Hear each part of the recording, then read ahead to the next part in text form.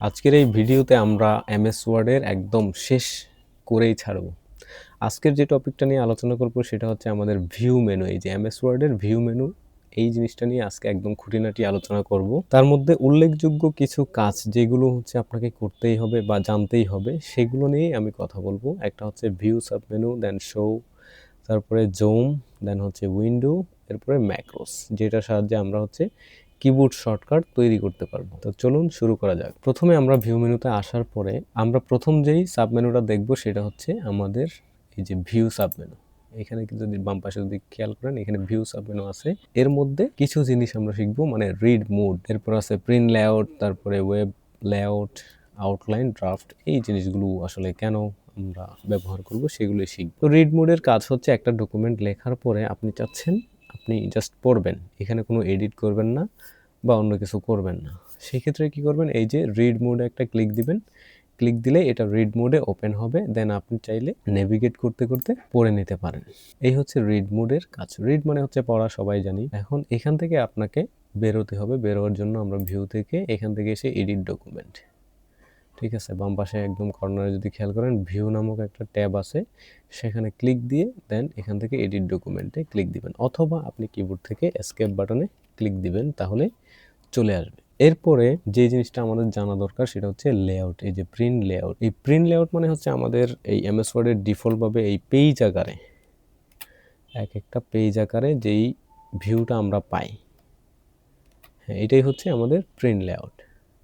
মানে হচ্ছে প্রিন্ট করার পরে আমরা যে জিনিসটা পাবো সেম টু সেম এটাই পাবো, ঠিক আছে। আমরা যদি একটু প্রিন্ট প্রিভিউতে যাই, এই যে দেখেন এখানেও পেজ আকারে সেই জিনিসগুলো দেখাচ্ছে, ঠিক আছে। এটা হচ্ছে প্রিন্ট লেআউট। এরপর আছে ওয়েব লেআউট। ওয়েব লেআউট হচ্ছে আমরা যখন একটা ওয়েবসাইট ওপেন করি, কথার কথা আমি হচ্ছে এখানে যে একটা ওয়েবসাইট ওপেন করতেছি, ধরেন হচ্ছে উইকিপিডিয়া, এটাকে ওপেন করার পর আমরা দেখব এখানে অনেকগুলো পেজ আছে। তার মধ্যে যে কোনো একটা পেজ আমি ঢুকি, ধরেন ইংলিশেই ঢুকলাম। এখানে দেখেন পেজ, মানে এখানে কোনো ডিভিশন নাই, মানে ভাগ নাই। আপনি স্ক্রল করবেন, নিচে যাইতে থাকবেন, একটা মাত্র পেজ থাকবে আর কি। ঠিক এই কাজটাই হয় আমাদের এই ওয়েব লেআউটে। যদিও আমরা এতক্ষণ পর্যন্ত পেজ আকারে দেখছিলাম, মানে যখন প্রিন্ট লেআউটে ছিল তখন এরকম পেজ আকারে দেখছিলাম, এক একটা পেজ, এই যে ডিভাইডার, হ্যাঁ। কিন্তু ওয়েব লেআউটে আসার পরে সেই ডিভাইডারগুলো আমরা পাচ্ছি না, টাই পেজ হয়ে গেছে আর কি, ঠিক আছে। এই তিনটা, মানে এই ভিউ মানে হচ্ছে দেখা, আপনি ডকুমেন্টটাকে কোনভাবে দেখতে চান আর কি। তো এই তিনটা মোডে আপনি দেখতে পারেন। এরপর আছে আউটলাইন। আউটলাইন দিলে এখানে ডট ডট ডট ডট জিনিসগুলো চলে আসবে। তারপর এখান থেকে ক্লোজ আউটলাইন দিলে ওই ভিউটা চলে যাবে। আবার ভিউতে আসার পর এখানে একটা ড্রাফট কপি আছে। অনেক সময় আমরা যদি কাউকে হচ্ছে টেক্সট মেসেজ করি একটা মোবাইল থেকে, সিমের মাধ্যমে কাউকে এসএমএস পাঠাবো, তখন কি হয়, লেখার পরে যদি আমি না পাঠাই তাহলে সেটা ড্রাফট বক্সে সেভ থাকে, মানে এটা এডিট করা যাবে, আবার পুনরায় হচ্ছে সেন্ড করা যাবে। এরকম আবার ইমেলের ক্ষেত্রেও হয়। তো এই ডকুমেন্টের ক্ষেত্রেও সেরকম একটা ভিউ আমরা দিতে পারি, ড্রাফট ভিউ, হ্যাঁ। এই যে এটাও মোটামুটি ওই যে ওয়েবসাইটের যে ভিউ সেরকমই, বাট এখানে একটা ডিভাইডার দিয়ে দেয়, এই যে দেখেন dot dot dot dot line দিয়ে দেওয়া আছে, ঠিক আছে। এই তো এই হচ্ছে ভিউ সাবমেনুর যে সকল টুলস আছে এইগুলোর ব্যবহার। হ্যাঁ, এরপর আমরা যেই জিনিসটা শিখবো সেটা হচ্ছে এই যে শো সাব মেনু। এখানে কি কি আছে, প্রথমে যে জিনিসটা আছে, যে টুলসটা আছে সেটা হচ্ছে আমাদের রোলার। রোলার মানে এই যে উপরে দেখেন একটা 1 2 3 দিয়ে একটা হচ্ছে স্কেল দেওয়া আছে। তো এটা যদি আমি আনচেক করি তাহলে এই রোলার দেখাবে না, আবার যদি চেক করি তাহলে এখানে একটা রোলার দেখাবে, আবার এই পাশেও একটা রোলার দেখাবে, মানে বাম পাশে একটা আর টপে একটা, ঠিক আছে। এরপরে আমরা দ্বিতীয় যে অপশনটা সেটা হচ্ছে গ্রিড লাইন। গ্রিড লাইন মানে হচ্ছে আমাদের মার্জিন এরিয়া কতটুকু আছে, মানে যেখানের ভিতরে আমরা কন্টেন্টগুলো লিখতে পারবো সেটা দেখব। একটা হচ্ছে গ্রাফ চার্টের মতো আকৃতি চলে আসবে, দেখেন আর্টটা কীরকম, এই যে দেখেন, হ্যাঁ। এটার মাধ্যমে আমরা বুঝতে পারতেছি এটার এই পেজের মার্জিন কতটুকু আছে। ধরেন আপনি হচ্ছে একটা টেক্সট বক্স দিয়ে লিখবেন যাতে করে এই মার্জিনের বাইরে না যায়, সেক্ষেত্রে কি করতে হবে, আপনাকে এই গ্রিড লাইন অন করে তারপরে এখানে আসতে হবে, অথবা আপনি চাইলে অ্যালাইনের মাধ্যমে রাইট অ্যালাইন করলে মার্জিন বরাবর এসে দাঁড়াবে, ঠিক আছে। এই তো। আর যদি আমরা কোনো কারণে ধরেন লেআউট থেকে এখানে এই মার্জিনে এসে আমরা বলতেছি এই পেজের মার্জিনটা হবে ন্যারো। ন্যারো হলে কি হয়, চতুর্পাশে হচ্ছে 1/2 ইঞ্চি করে মার্জিন থাকে, দেখেন এখন আছে 1 ইঞ্চি করে, আমি যদি ন্যারোতে ক্লিক দিই 1/2 ইঞ্চি করে হয়ে গেছে, মানে গ্রিড লাইনটাও ওই বরাবর চলে গেছে। আশা করি বুঝতে পেরেছেন। এরপরে আমরা হচ্ছে গ্রিড লাইনটা আনচেক করে দিলাম। তারপর আছে নেভিগেশন প্যান। নেভিগেশন প্যান মানে হচ্ছে একটা জায়গা থেকে আরেকটা জায়গায় নেভিগেট করা। হ্যাঁ, তো আমরা এখানে চাইলে এই যে পেজ যতগুলো আছে এখান থেকে একটা পেজে ক্লিকের মাধ্যমে নেভিগেট করতে পারি। ধরেন আমি 2 নাম্বার পেজে যাব। 2 নাম্বার পেজে ক্লিক দিছি, 2 নাম্বারে চলে আসছে। আবার যদি চান 3 নাম্বারে যাবেন তাহলে 3 নাম্বারে চলে আসলেন। এরকমভাবে আমরা কি করতে পারি? নেভিগেট করতে। তো শো সাবমেনুতে যেই 3টা টুলস ছিল সেগুলোর ব্যবহার আমি দেখিয়ে দিলাম। আশা করি আপনারাও বুঝতে পেরেছেন। আর যদি না বুঝে থাকেন ভিডিওটা পিছনে টেনে দিয়ে আবার পুনরায় দেখবেন, তাহলে ঠিক হয়ে যাবে। আশা করি পেরে যাবেন। এরপরে আমাদের জানতে হবে যে জুম সাবমেনু। জুম মানে হচ্ছে কতটুকু জুম করব বা জুম আউট করব এইগুলো আরকি, হ্যাঁ? তো আমি এখানে একটা টুলস আছে যেটাতে লেখা হচ্ছে 100% জুম। আমি যদি এটাতে ক্লিক দেই, মানে 100% এ যতটুকু জুম হওয়া দরকার ততটুকুতে চলে আসবে। এখানে যদি আমরা এই স্কেলটাতে দেখি, এখানেও দেখব 100%। আবার যদি আপনি কিবোর্ড থেকে কন্ট্রোল চেপে ধরে মাউসের এই যে মাউসের মাঝখানে যে একটা চাকা আছে এটাকে যদি উপরে বা নিচে স্ক্রল করেন তখন জুম আউট এবং জুম ইন হবে। ধরেন আমি সামনের দিকে বা উপরের দিকে স্ক্রল করলাম, তাহলে কি হচ্ছে? জুম ইন হচ্ছে। আবার যদি পিছনের দিকে ঘোরাই তাহলে কি হবে? আমাদের হচ্ছে জুম আউট হবে, মানে জুম কমে আসবে আর কি। ঠিক আছে। এরপরে এখানে আরও অনেকগুলো হচ্ছে টুলস আছে। তার মধ্যে একটা আছে ওয়ান পেজ, মানে একটা পেজ বরাবর সে ভিউ দিবে। ঠিক আছে, এখানে খেয়াল করেন এখান থেকে এই পর্যন্ত হচ্ছে একটা পেজ, সেই জন্য ওয়ান পেজ বরাবর সে ভিউ দিচ্ছে। আবার যদি দেন মাল্টিপল পেজ তাহলে কি হবে? এই জুম অবস্থায় যতটা পেজ সে ধরাইতে পারে ততটা পেজ নিয়ে আসবে। আমি যদি একটু জুম ইন করি তাহলে দেখেন এখানে 2টা পেজ নিয়ে আসছে। আবার যদি জুম আউট করি 3টা পেজ এক লাইনে নিয়ে আসছে। এখানে এমনও হতে পারে আপনার হচ্ছে 10টা 20টা পেজ আছে যেগুলো হচ্ছে একসাথে দেখতে চান, তখন কি করবেন? এরকম জুম আউট করে নেবেন, সব পেজ একসাথে দেখতে পাবেন। ঠিক আছে। আচ্ছা, এরপরে এদিকে আছে আবার পেজ উইডথ, মানে হচ্ছে একটা পেজের প্রস্থ যতটুকু ততটুকু জুম হয়ে থাকবে। আমি যদি এটাতে ক্লিক দেই, এই দেখেন একটা পেজের ওয়েট যতটুকু ততটুকু সে জায়গা নিয়ে নেয়। এই তো এই হচ্ছে জুম সাবমেনুর। এরপরে আমরা যেটা শিখবো সেটা হচ্ছে এই যে উইন্ডো। ঠিক আছে, উইন্ডো সাবমেনু। এখানে হচ্ছে আমরা নতুন করে উইন্ডো নিতে পারবো। উইন্ডো মানে হচ্ছে আমরা স্বাভাবিকভাবে যে জানি সেটা হচ্ছে জানালা, হ্যাঁ? কিন্তু এই ক্ষেত্রে যদিও জানালা, কিন্তু আলাদা আলাদা জিনিস হবে, মানে এই একই ডকুমেন্টের আলাদা আলাদা জানালা হয়ে যাবে, উইন্ডো হয়ে যাবে। ঠিক আছে, তো সেই জন্য আমাদের কি করতে হবে? যে নিউ উইন্ডো নামক যে টুলসটা আছে এটাতে ক্লিক দিতে হবে। ক্লিক দিলেই দেখব আমাদের আরেকটা উইন্ডো খুলে গিয়েছে। আমরা যদি এখানে খেয়াল করি, এখানে কার্সরটা নিয়ে গেলে বুঝতে পারবো এখানে 2টা উইন্ডো ওপেন হয়েছে। ঠিক আছে।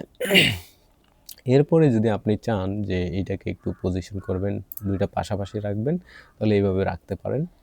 আবার যদি চান এই একই ডকুমেন্টের আরও অনেকগুলো উইন্ডো নেবেন, সেক্ষেত্রে এখানে এসে আবারও হচ্ছে এই যে উইন্ডোতে ক্লিক দিবেন। নিউ উইন্ডোতে দেওয়ার পরে আরও একটা উইন্ডো চলে আসবে। তো এইখানে নিয়ে গেলে যদি আপনার উইন্ডোজ 11 হয় তাহলে এরকমভাবে সাজেশন করবে কীভাবে রাখবেন। আমি এইভাবে রাখতেছি। হ্যাঁ, এই তো এখানে দিব হচ্ছে আমরা এই পার্টটা। দেখেন 3টা জিনিস 3টা আলাদা আলাদাভাবে স্ক্রল করে করে কাজ করা যাবে। মানে একই জিনিস আমি 3 জায়গায় ওপেন করছি যাতে করে আলাদা আলাদা পেজে এডিট করার সময় ঝামেলা না হয়। আশা করি বুঝতে পেরেছেন। এখানে আরও অনেক কিছু আছে, অ্যারেঞ্জ আছে, তারপরে স্প্লিট আছে। স্প্লিট মানে ভাগ করে নেওয়া, অ্যারেঞ্জ মানে সাজানো আর কি। এখানে আমি একটু আগে যেরকম উইন্ডো নিয়েছিলাম অনেকগুলো, ধরেন এখান থেকে এসে আমাদের হচ্ছে কি এখান থেকে এসে আমি হচ্ছে অনেকগুলো উইন্ডো নিব। ঠিক আছে, এখানে এসে আবার উইন্ডো নিলাম, মানে 4টা উইন্ডো আমার এখন আছে। তো আমি হচ্ছে এখান থেকে 4টা উইন্ডোর জায়গায় আস্তে আস্তে সাজাই দেব। এখানে হবে ধরেন এইটা, আর এখানে হবে এইটা, এখানে হবে এইটা। 4টা জায়গায় আমি সাজাই নিলাম। ঠিক আছে, কথার কথা আপনি হচ্ছে এই জিনিসটাকে ফুল স্ক্রিন করে আছেন। আসার পরে আপনি চাইলে এই সব কটাকে একসাথে সাজানোর জন্য এই অ্যারেঞ্জ অলে ক্লিক দিলে দেখবেন 4টা জিনিস চলে আসছে এখানে। ঠিক আছে, আলাদা আলাদা স্ক্রল করতে পারবেন। হ্যাঁ, আবার যদি চান যে আপনার হচ্ছে একটা ফুল স্ক্রিনে আসেন, আপনি হচ্ছে স্প্লিট করবেন, মানে একটা উইন্ডোকে ভাগ করে নেবেন, সেই ক্ষেত্রে এখানে স্প্লিটে ক্লিক দিলে এখানে দেখেন একই উইন্ডো স্প্লিট হয়ে গেছে, মানে মাঝখান দিয়ে ভাগ হয়ে গেছে। আচ্ছা, স্প্লিটটা আমি কেটে দিলাম। তারপরে আমি হচ্ছে ভিউ সাইড বাই সাইড দিলে কি হবে? পাশাপাশি দেখাবে। দেন এতক্ষণ পর্যন্ত আমরা তো অনেকগুলো উইন্ডো এখানে ওপেন করে আছি। দেখেন 1 2 3 4 4টা উইন্ডো আছে, তাই না?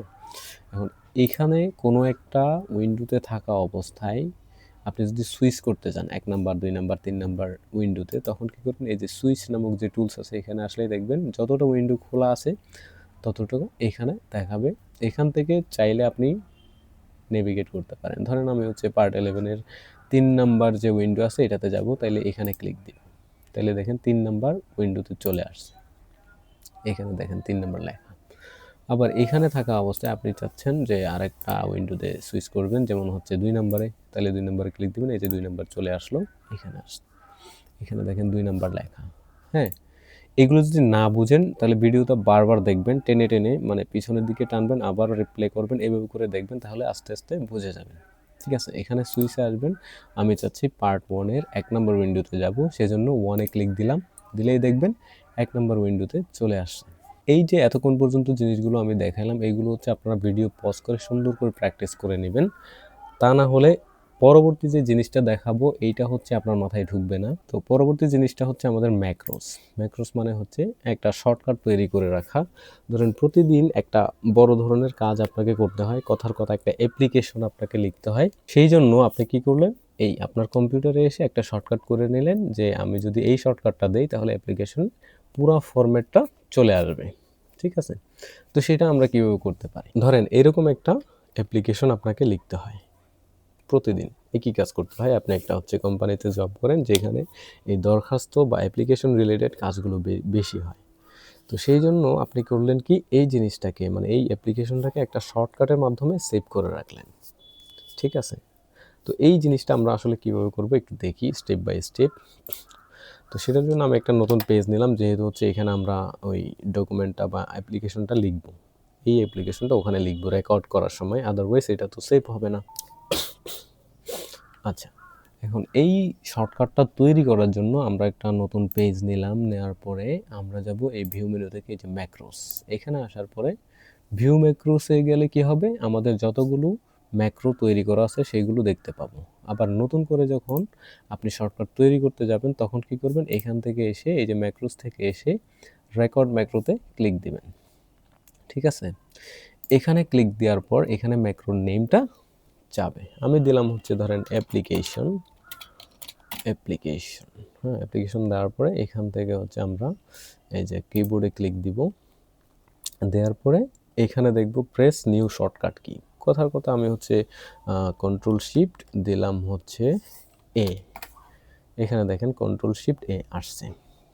এটা দেওয়ার পরে এখান থেকে আমরা করব কি অ্যাসাইনে ক্লিক করলে এই যে কারেন্ট কিসে এটা চলে আসবে, আসার পরে এখান থেকে আমরা কি করব, এই যে ক্লোজ দিয়ে দেব।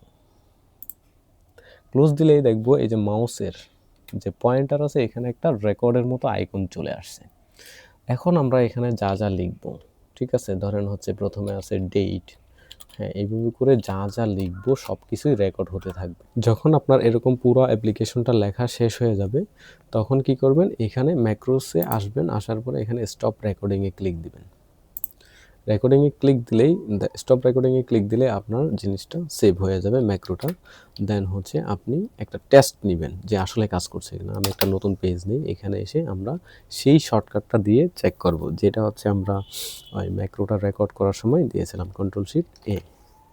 দেখেন এখানে সম্পূর্ণ অ্যাপ্লিকেশনটা চলে আসছে। আমরা যেটা আগে করছিলাম এটা এখানেই আছে, বাট আমি যে নতুন পেজ নিয়ে এখানে নিয়েছি সেটা চলে আসছে কন্ট্রোল শিফট এ দেওয়ার মাধ্যমে। আমি যদি এখানে চাই এই পেজে, এখানে ধরেন কন্ট্রোল শিফট এ দিলাম, এখানেও চলে আসছে, আবার যদি এখানে দিই এখানেও চলে আসছে। মানে যতবার আপনি ওই কিবোর্ড শর্টকাটটা দিবেন ততবার হচ্ছে এই জিনিসটা চলে আসতে থাকবে। আশা করি বুঝতে পেরেছেন। এরকম আরও অনেক কিছুই আছে, যেমন হচ্ছে ধরেন আপনি হচ্ছে এই যে এইটার আগে একটা ব্র্যাকেট দিবেন, তারপরে পরে একটা ব্র্যাকেট দিবেন, এরকম অনেক কিছুই আছে না, সেগুলো আপনি ম্যাক্রোর সাহায্যে এরকমভাবে সেভ করে নিতে পারেন। আরও একটা ইন্টারেস্টিং বিষয় আছে, সেটা হচ্ছে যখন একটা টেবিল নিয়ে আমরা কাজ করি, ধরেন একটা টেবিল নিলাম, এখানে প্রথম সেলে ধরেন আমরা হচ্ছে বাংলা লিখতেছি, বাংলা লেখার জন্য আমাদের কী করতে হয়, এখানে এসে বিজয় ক্লাসিক করতে হয়, আবার হচ্ছে হোম মেনুতে যে তারপরে এখান থেকে এসে সুতুনি এমজে করতে হয়।